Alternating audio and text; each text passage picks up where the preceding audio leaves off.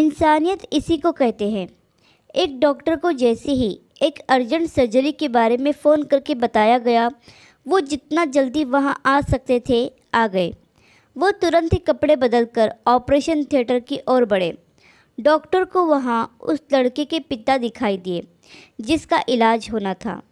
पिता डॉक्टर को देखते ही भड़क उठे और चिल्लाने लगे, आखिर इतनी देर तक कहाँ थे आप?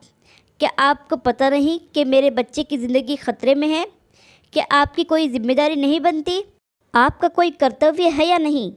डॉक्टर ने हल्की सी मुस्कुराहट के साथ कहा, मुझे माफ़ कीजिए, मैं हॉस्पिटल में नहीं था। मुझे जैसे ही पता लगा, जितनी जल्दी हो सका मैं आ गया। अब आप शांत हो जाइए, गुस्से से कुछ नहीं होगा। ये सुनकर पिता का गुस्सा और चढ़ गया। भला अपने बेटे की इस नाजुक हालत में वो कैसे शांत रह सकते थे? उन्होंने कहा, ऐसे समय में दूसरों को संयम रखने का कहना बहुत आसान है। आपको क्या पता मेरे मन में क्या चल रहा है? अगर आपका बेटा इस तरह मर रहा होता तो क्या आप इतनी देर करते? यदि आपका बेटा मर जाए अभी, तो क्या आप शांत रहोगे? कहिए। डॉक्टर ने स्थिति को भांपा और कहा, किसी के मौत और ज़िंदगी ईश्वर के हाथ में है। हम केवल उसे बचाने का प्रयास कर सकते हैं। आप ईश्वर से प्रार्थना कीजिए और मैं अंदर जाकर ऑपरेशन करता हूँ। ये कहकर डॉक्टर अंदर चले गए।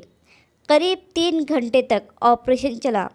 लड़के के पिता भी धीरज के साथ बाहर बैठे रहे। ऑपरेशन के बाद जैसे ही डॉक्टर बाहर निकले, वे मुस्कुराते हुए सीधे पिता के पास गए और उन्हें कहा, ईश्वर का बहुत ही आशीर्वाद है, आपका बेटा अब ठीक है। अब आपको जो भी सवाल पूछना हो पीछे आ रही नर्स से पूछ लीजिएगा। ये कहकर वो जल्दी से चले गए। उनके बेटे की जान बच गई, इसलिए वो बहुत खुश तो थे।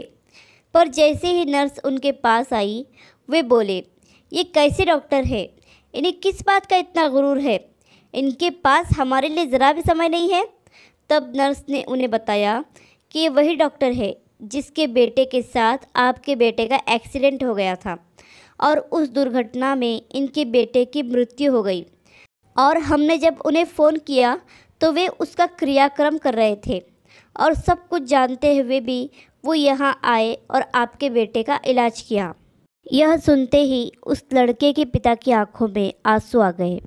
आशा करती हूँ कि कहानी आपको पसंद आई होगी। कहानी पसंद आए तो लाइक, सब्सक्राइब और शेयर करें और इस कहानी पर आपकी क्या राय है हमें कमेंट करके ज़रूर बताएं।